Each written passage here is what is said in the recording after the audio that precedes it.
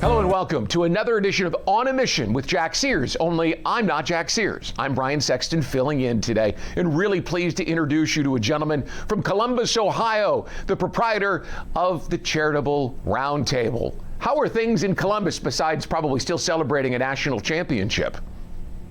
Well, they are. I'm a Michigan fan, but they are. They live and breathe by Ohio State, right?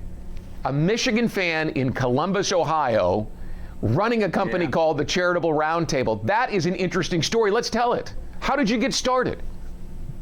Well, the Charitable Roundtable is actually a not-for-profit. There is no money associated with it.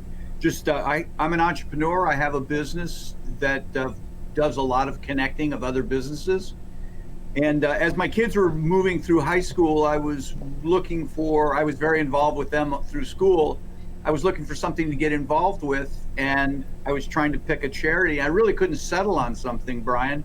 And so what I decided is that I would put together a meeting where I could bring together not-for-profits and let them network with each other and share ideas and information and overcoming challenges and these sorts of things.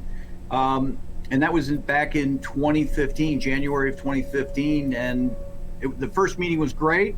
I asked people, I said, you want to continue this? Yeah. And so the second Friday of every month, not-for-profits from around Central Ohio have gotten together.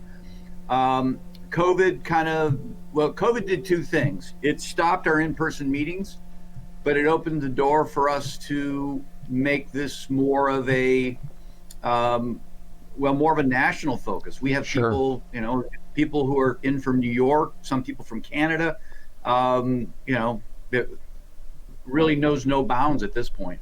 Frank, take us back 10 years when you first got started with the Charitable Roundtable. What was your original purpose, and has that changed over the last decade? Well, it has changed. My original purpose was I didn't really know a ton about the inner workings of not-for-profits. And my original thought was, okay, these people are not going to want to talk about money because they don't want to give up who their potential donors are. And in time, I realized that there were a lot of issues that not-for-profits had that I wasn't aware of.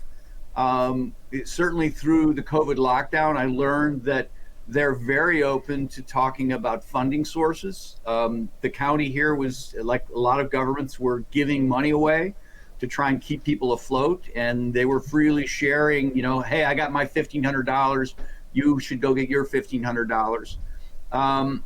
So I've learned in time that there are some issues that I didn't really understand about not-for-profits. When you tell people, your elevator pitch, what the Charitable Roundtable is all about, where are you today, and more importantly, where do you see it going?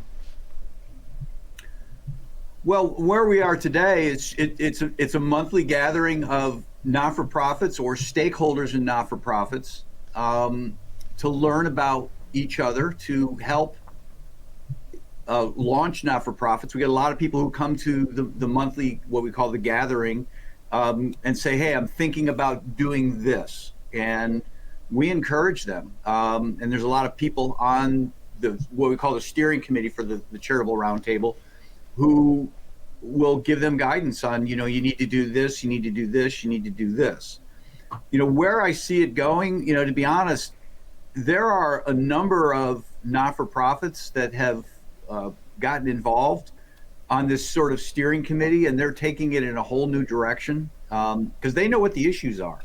The other day I was having a conversation with a woman who's 25 years building a not-for-profit in New York City, and she said, a big challenge with not-for-profits is getting decent board members and getting board members doing the things that they need to do. And I'm like, oh, I didn't realize that. I just figured, people wanted to be on the board. So, well, some do, but not all really want to engage. And so we're going to be doing a lot of programming surrounding that.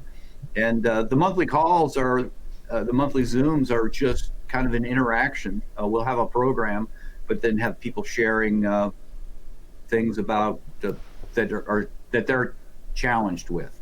So folks who see this, who are in that space, who are looking to develop a nonprofit to take theirs to the next level, how do they find you? They can go to, actually it's charitableroundtable.com. They can certainly look me up, do a search on Frank Agin. I think there's one other Frank Agin in the country. He's in Alabama. He's in prison, I think. That's last I checked. So, but you're the guy who's not in prison, and you're in Ohio. That guy's not doing me any favors. But I think I'm the only one out there. But you can find me on LinkedIn, and I'm pretty easy to find. Send me a note, and I'll get you information and get you connected. There's no cost. It's pretty much been underwritten by entrepreneurs like me, and we're just trying to help not-for-profits. And of course, we'll put all of this in our show notes. But before we let you go, thank you.